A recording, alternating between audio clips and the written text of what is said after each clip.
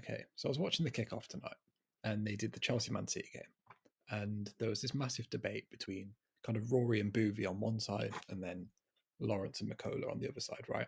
And they were kind of discussing Timo Werner's impact at Chelsea, and the Chelsea attack generally, but it kind of focused on Timo Werner and Tammy Abraham specifically. And I get that when they do the show, they can't. It's kind of live, right? So they can't really do the preparation or get some statistics to back up their points. So it kind of becomes a bit of a shouting war. But I don't feel like Rory and Boovy, especially, were very fair on Timo Werner or on Tammy Abraham. So I thought I'd do this video and look into what Rory said and kind of break it down, because the 5 main points he made. The first one was that he's not a proven Premier League striker. I'll go into all of these in a bit more detail, but these were the 5. So that he's not a Premier League striker, proven. That he doesn't have flashes of brilliance, is what he said. That the Timo Werner signing itself has had an adverse effect on Tammy Abraham's form, and that Tammy Abraham had a better record, and that kind of Liverpool dodged him, which is kind of a sign. This was a Boovy point, by the way. That is kind of a sign that they knew he'd be a flop, so they signed Diogo Jota instead. Now, I'm going to break down these 5 points and kind of look at why I think they're incredibly unfair on Timo Werner. So, yeah, Timo Werner isn't a proven Premier League striker, or that he's not proven himself in the Premier League yet, which means we shouldn't judge him in a positive light. Now, I can understand why he said this. Like, they kept bringing up that stat, right, that everyone keeps going around on Twitter and saying he's only got 2 goals in 22 of his last appearances, and I get that. It does look bad. But I think you have to take a deeper dive into his numbers, right? So I'll put this on screen for you, but if you look at, for example, he's made 11 substitute appearances this season, and none of those have been goals and assists because they've been late substitutes. So that distorts his numbers. And if you look at the actual stats when he's playing in his correct position, so he's either a striker or a left wing, right? There where he's played his whole career. This season, he's played 13 games as a number 9. And Rory makes this point that Timo Werner's not a number 9, but he's got 5 goals, 5 assists. And if you judge who scored anyway, he's got his highest rating when he plays through the middle, and that's in 13 appearances. So he's averaging 10 goal contributions in 13 games, which I think is pretty good for a number 9. And if you look at when he plays on the left, again, it's pretty good. 6 goals and 3 assists. That's 9 goal contributions in 14 games. And by the way, he's massively underperforming his expected goals.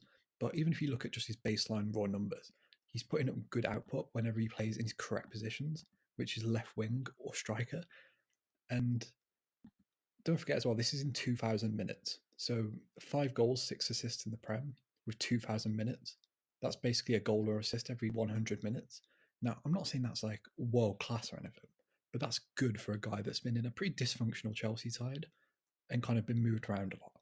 And even if you look at his UCL record this season for Chelsea, it's not bad. Like, it's really not that bad.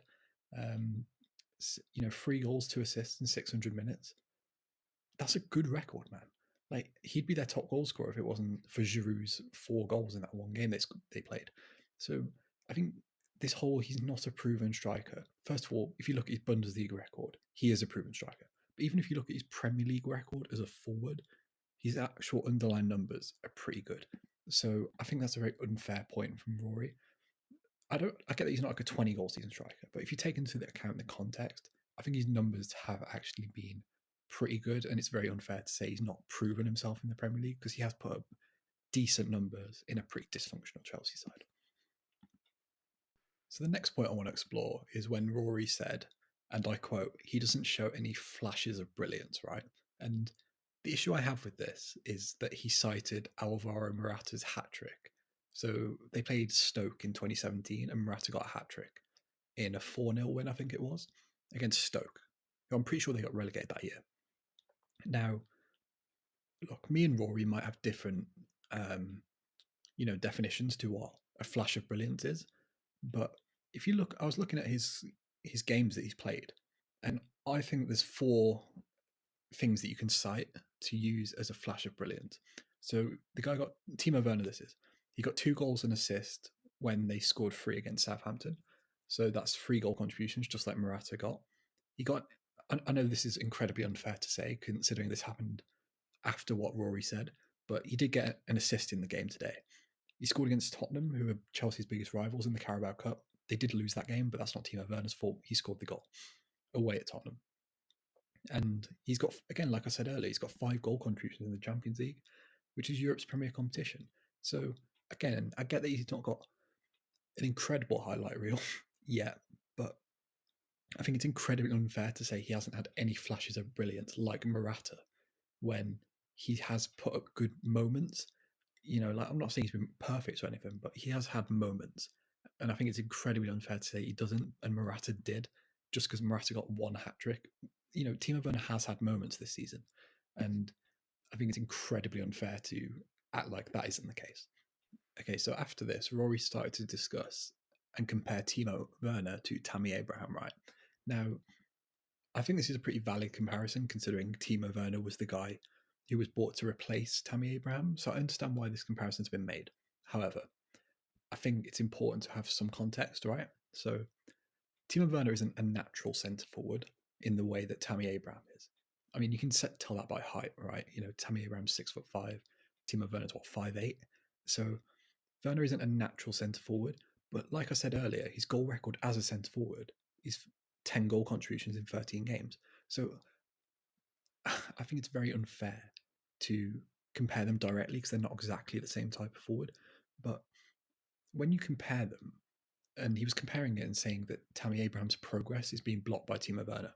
Now, I understand that you want your youth players to play, but the issue I'd have with this is, first of all, Lampard didn't always play Tammy Abraham, and neither is Thomas Tuchel, right? However, I think you have to take into account that it's not just Timo Werner, because Olivier Giroud has played ahead of him as well. There's been a lot of games this season where Giroud started over Abraham and Werner. So you can't say that Timo Werner's blocking his progress because Olivier Giroud's also getting minutes over him. And Olivier Giroud's 33? So I think that's a very unfair thing to say and kind of blame Tammy Abraham's stunted development on Timo Werner. And even then, you can't blame that on Werner. That's on the club, right? But one thing I also found interesting is on the show, they kept saying about how, Thomas Tuchel's freezing him out and how he's being blocked out the club. And I think I'm going to do a video about where Tammy Abraham could go if he does leave. But if you look at Tammy Abraham, he's been out for 8 games and he only returned a week ago or a week and a half ago from, I think it's April 5th. He returned from an ankle injury. So I think it's kind of unfair that they push this narrative that Thomas Tuchel was trying to freeze him out because he's only just come back from injury. So I think it's quite harsh to put that on him. But also, the whole Timo Werner's blocking his development thing is incredibly harsh. If you look at his goal record at Leipzig in his last season, they got 28 goals and 8 assists in 33 games. That is mental. The season before that, he got 16 goals, 7 assists. Before that, 13 goals, 7 assists. Season before that, 21 goals, 5 assists. His record is incredible, and that's better than Timo Werner, better than Tammy Abraham's. And he was the same age. Rory made this point that, Tammy Abraham got 15 goals at the age of 23 in the Premier League, but Timo Werner was putting up better numbers than Werner in the Bundesliga. And I get that it's a lower standard, but I think it's very unfair to kind of blame Tammy Abraham's development on Timo Werner. Right, the final thing I just wanted to touch on real quick was Boovie's point. So Boovie made this point about how Liverpool knew he was going to, because he looked like Timo Werner was going to go to Liverpool and that was going to be a dead cert, with the German link to Klopp and that, right? But Boovie made this point that if Jurgen Klopp wanted him, so Jurgen Klopp didn't want him because he knew he would flop, or that Liverpool knew he would flop. Now, first of all, I think that's a pretty stupid point considering the fact that why would you even negotiate with him in the first place if you thought he was going to flop? But let's just say that's true. It literally can't be. Like, if you go and do the research, the reason they bought Diogo Jota over Timo Werner was because apparently Wolves were happy to do it in installments, whereas Timo Werner was a buyout clause, so you can't do a buyout clause in installments. And so I think Liverpool are paying 5 million for 6 years in the Diogo Jota deal, whereas so they could afford it, right? Because it's just 6 million up front. So I just kind of wanted to point that out because I felt it was unfair that they were kind of making out that Liverpool was so clever when in reality it was just simple finances, right? So to summarize this video, I think I get where Rory comes from, considering the fact he's a Chelsea fan, and he is incredibly frustrating, Timo Werner, because he does miss very easy chances. But I think that the way he spoke about it, Timo Werner, was a bit, especially on a show like the Kickoff, which is so big and has so much influence. I think it was a bit misinformed, and he was incredibly harsh. Same with Boothie as well, like saying he wasn't like a good footballer, and it was it just felt a bit harsh to me. But let me know what you guys think. In the comments. We'll have a little discussion, and yeah, I'm fully on Timo Werner's side. But yeah, like the video, comment, subscribe, and peace.